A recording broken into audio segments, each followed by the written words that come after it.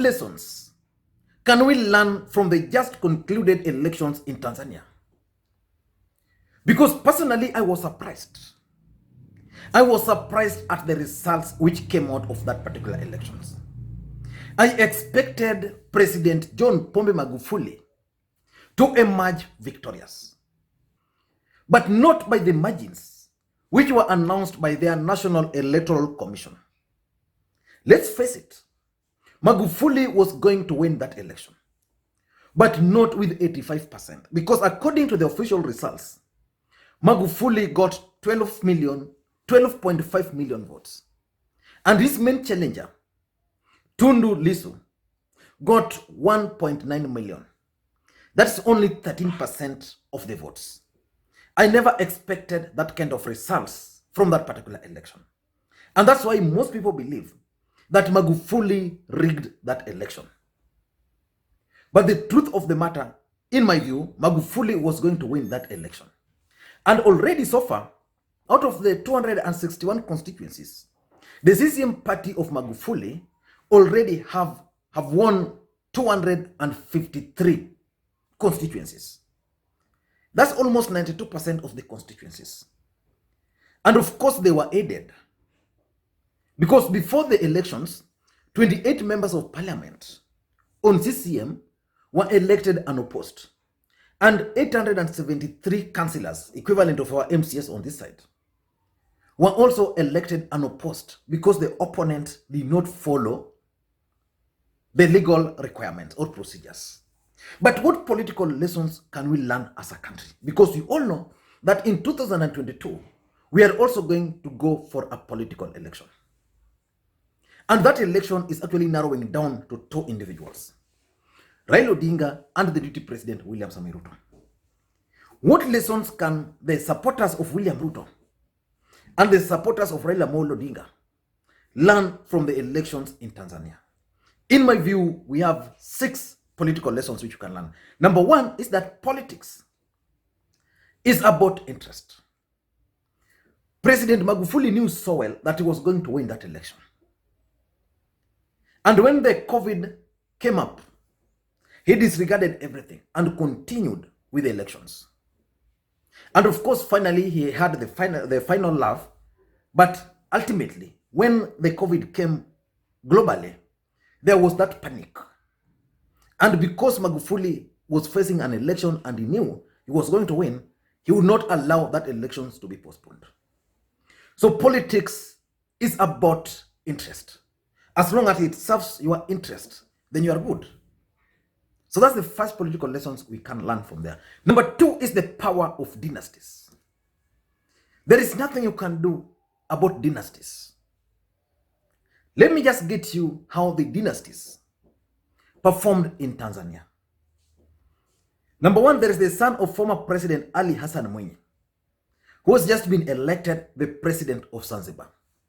For those who remember, in the last election, Zanzibar had issues. And it is alleged that the opponent almost won the seat. But this time around, a dynasty delivered the seat to CCM easily. Then number 2, there is the son of former President Kikwete, is an MP in Chalinze, where his father stood. So another dynasty.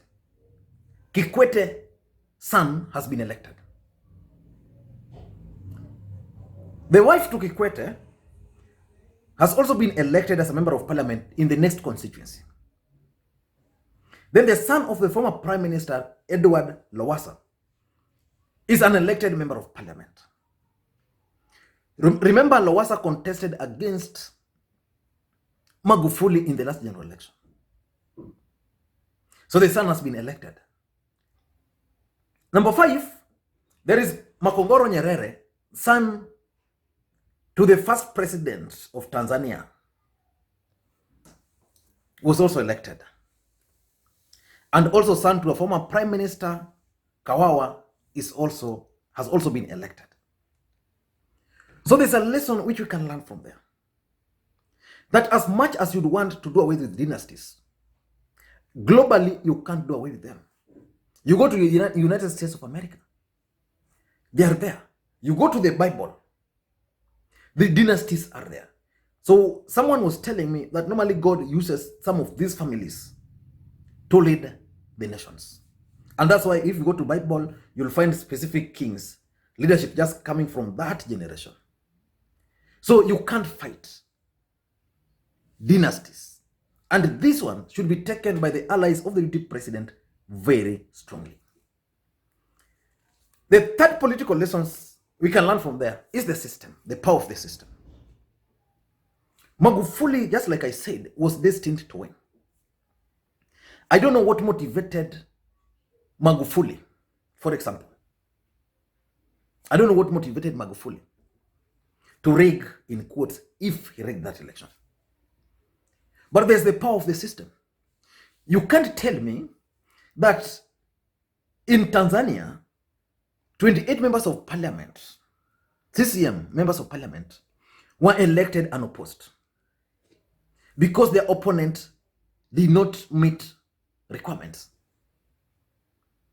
How many political parties do we have in Tanzania? Two main ones. But there were other political parties.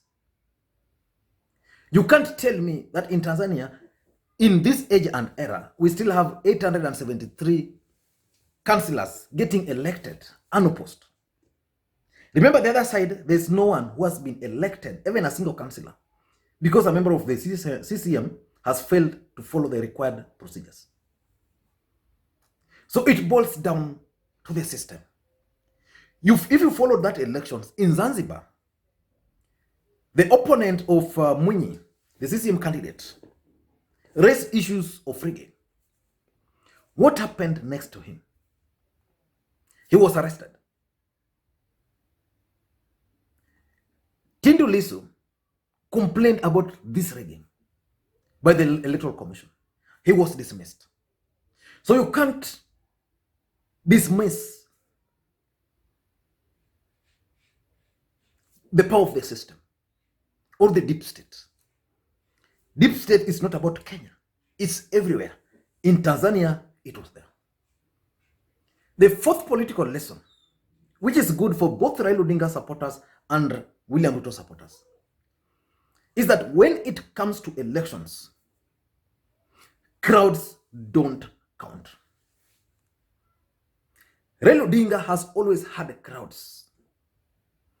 In 2007, his rallies were massively attended, euphoric.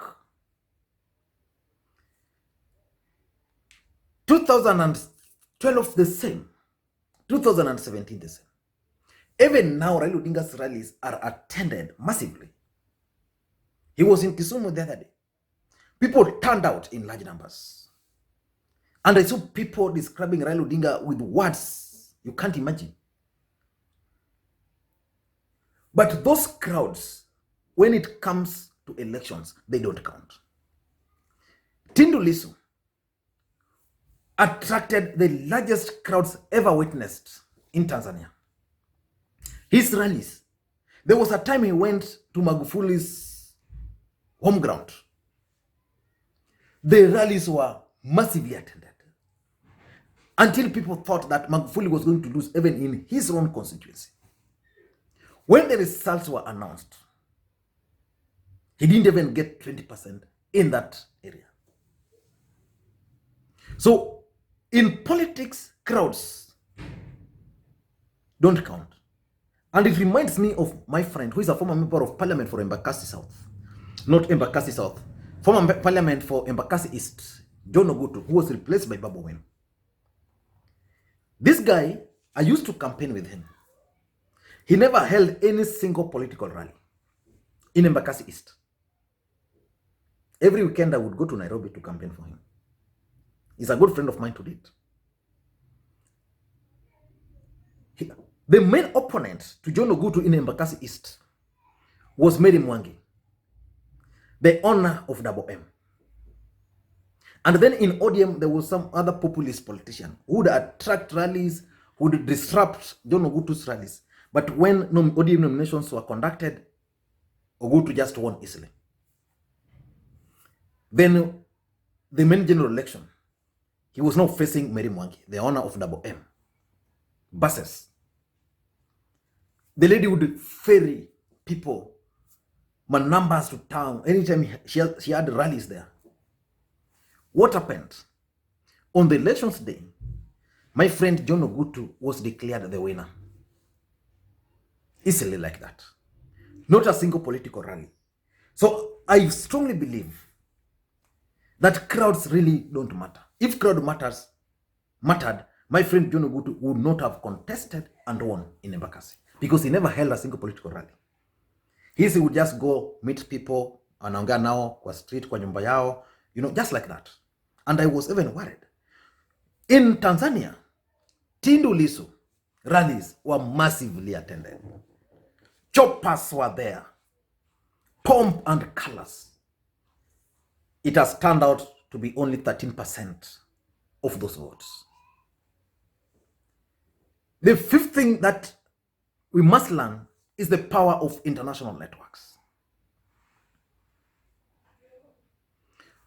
President Uhuru Kenyatta was the first to congratulate John Pombe Magufuli.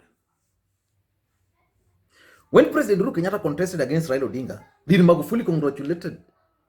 When President Uhuru Kenyatta contested against Raila Odinga in 2017, how long did it take Magufuli to congratulate Uhuru? Because of Raila. So I'm trying to assume or imagine that probably Raila Odinga influenced Uhuru Kenyatta to send that congratulatory message early because it's important for Magufuli. Then Museveni followed. China. Americans raised their issues about democracy or the margin is too wide. They raised those issues. The team which were observing the elections, all African teams, were the first to give the elections clean bill of health. So the lesson which all politicians in Kenya who are planning to contest for the presidency must learn is that there is the power of international networks. William Ruto must work on his international reach. Raila Odinga has that already. But he should not assume. Of course, I once opined in this video that the post, the AU post which was given by President Uhuru Kenyatta was actually given for him to help him create networks, to help him interact with other leaders. The other, number 6, lesson which I think we can learn is that in Africa and even the world over, it's normally very difficult to remove a sitting president. Magufuli was sitting president who was going to go for another election. So he was not going to allow himself to be removed. If you go to the history of this country, in 2007, when Raila Odinga defeated Mwai Kibaki could not leave office. Why? Because he was the sitting president. You go to the Tanzanian elections, in the last election, when Kikwete was leaving and Magufuli was now contesting for the first time. Lowassa almost won. He performed better than Tindu Lissu because there was that chance. In 2022 in this country,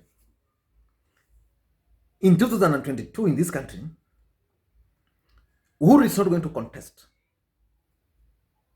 So he might give space for Raila, Ruto, Mudavadi, and whoever will be running to contest. So that's a lesson. So 2022 might actually be a different ballgame. Uhuru Kenyatta might want to have a legacy than in 2017. 2017, there was no way Uhuru Kenyatta was going to leave the presidency. So that's another lesson we have to learn. And the last lesson for me is to Tanga members of parliament. They must be very careful. If you followed the Tanzanian elections, the people who are supporting Tindu Lissu could be compared to those Tanga members of parliament. What happened to them? 90% of them lost. And that's politics. So in my view, those are the political lessons we can learn from Tanzania. And not only in Tanzania, you can even learn those lessons in the neighboring countries. In Botswana, for example, the former president, Ian Khama, didn't want to leave office, just like Uhuru. So he sponsored a candidate, his deputy, who was viewed as a weakling. And the guy won. Today as we speak, Ian Khama is wishing that he should have empowered the opposition party. Because once this guy took over, he started taking control. And remember, the two guys are actually dynasties. Ian Khama's father was first elected the president of Botswana in 1966 until he ruled until 1980.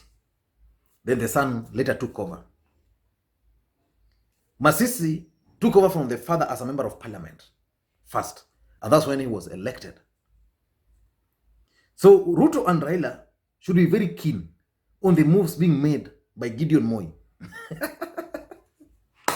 Thank you guys, and please may you have a good day.